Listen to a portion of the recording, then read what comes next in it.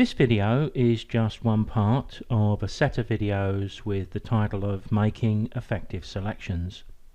As you can see by the subheading here, we're going to take a look at the Quick Selection tool. Now, it's no coincidence that this tool is grouped with the Magic Wand tool, because they both work in a very similar way. Before we start, I want to share a trade secret. It's taken me quite a long time to find an image to demonstrate the tool's abilities that are significantly different to the Magic Wand. Now, what does that tell you? It tells me that the Quick Selection tool is not a tool that really has a designated purpose. What I mean is there's no technique I can point to and say the Quick Selection tool is great for this. It's more of a preference choice that we can make. So I think it's fair to say that the choice of this tool is going to be more of a personal one, meaning that you like the way it works rather than having any major advantage over the Magic Wand tool.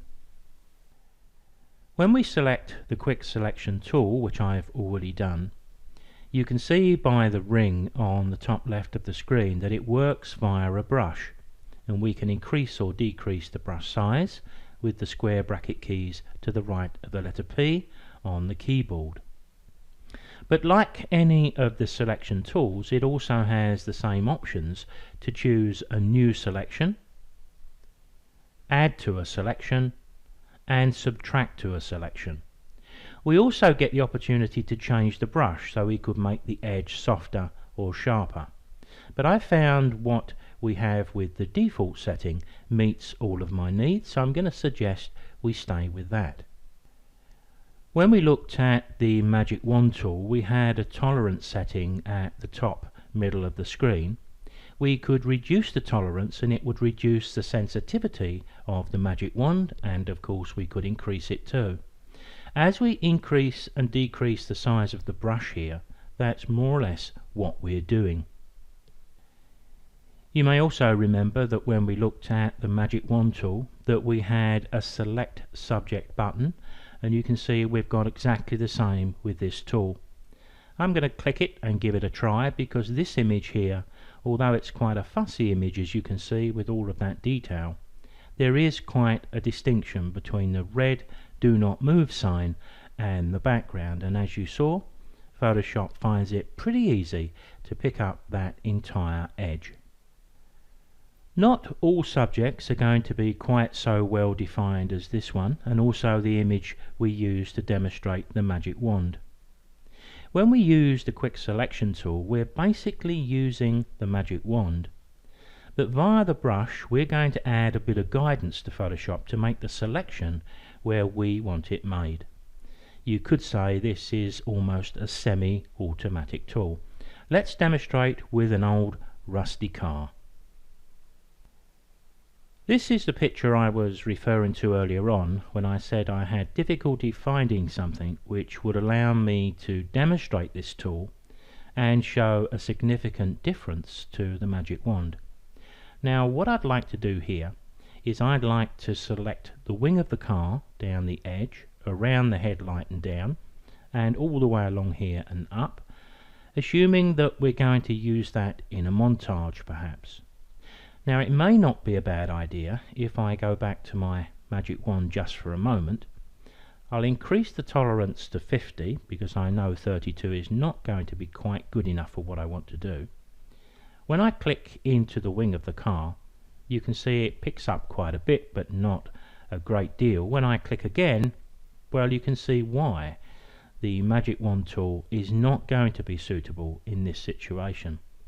I'm going to hit Ctrl D to remove that selection. I can try the select subject as well, which is the same tool in both the Magic Wand and the Quick Selection tool, but it's picked up a little bit of what I want, but of course it doesn't know from all of the pixels we have here exactly what we want. So I'm going to use the Quick Selection tool and just guide Photoshop to where I want my selection made. So first up, let's hit Ctrl D to remove that selection, and I'll reselect my Quick Selection tool. Now the brush size I currently have looks about right to me, but you'll soon get a feel for this. But all I'm going to do, and I'll make it a little bit smaller, all we need to do is to draw down the area we want Photoshop to select, because this is the guidance that we're giving. Overspilled a little bit there, that was probably more due to me than the tool itself. But there we have most of it selected. But of course I've got a little bit down here that may need a little bit of extra work, so let's zoom in a little bit using shortcut keys here, Control and the spacebar. Now I could bring down the size of the brush, because I may want to push that out just a little bit, make it a bit more accurate, but in actual fact I really want to come down, I suppose, down this line here. So this may be where I go up to select the subtract from a selection, make the brush even smaller, and I could tease it into position, just telling Photoshop where I want that selection to be made, and that's looking quite good. I'm going to hold the space bar, click and drag, because there was something up here that I want removed as well. Here I've got a bit missing, so I could change to the plus there and push it out, but here I've got to take it down that edge there. That worked pretty well. Let's switch back to the plus. There is keyboard shortcuts to switch from the plus to the minus, but to be honest I don't want to bombard you with too many of those. But let's just tease that out. But you can see, I think you get a good feel there for how the quick selection tool works.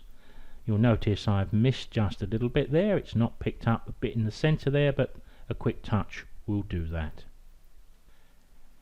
From this point we would be doing exactly the same as we did with the Magic Wand tool. We need to protect the area that we've selected by creating it with a mask rather than just cutting it out. So let's go to select a mask. We would be selecting the way we're going to view this, but viewing this on layers is okay. Then we would need to decide on a feather and if the edge needed to be shifted. When we're using the quick selection tool, because it's working with a brush, we do get an automatic degree of feather along the edge, but it may not be quite enough for you, in which case we can step the feather up 1 or 2 pixels to dial in the amount you require. And then of course we just need to go down to the output option, decide what output we want. I'll choose a layer mask here, click OK, and we're done. Now as you can see by the changing of the screen, I've done very much what we saw with the Magic Wand tool. I've just dragged the wing of my car over the top of another piece of old rusty metal, and I've softened that a little bit just so we can see the edge of the selection we made. And it's a good thing we've output it to a mask, because if we was making a montage and this was the beginning of it, it's odds on we're going to want to adjust this a little bit. For example, I may feel that that dark shadow underneath there needs to be removed, and in which case all I've got to do is go to my toolbox, make sure I've got black selected as my foreground color. If I pick up a soft edge brush and I adjust my flow rate accordingly, I could quite easily, I would probably zoom in to do this, but I'll do it full on screen just quickly. We can just mask off the edge there, so we can just adjust the selection we've made, but do it using the mask. Only takes a few seconds, and of course if we was a little bit more careful we would get rid of that shadow completely. And down here then we could possibly make a much bigger brush, and we may even drop the flow rate down quite low, because that sometimes allows us to blend things in very nicely when we're making a montage, as you've seen just there. So when we start to talk about making selections in Photoshop, I think there's going to be times where we can point to a certain technique and suggest that this tool is probably going to do a better job than this tool, but there are lots of other occasions where really it's just our own personal preference. Some people may like to work with the magic wand tool, and others may find that the quick selection tool meets their needs, and I'm a great believer in using what works for you.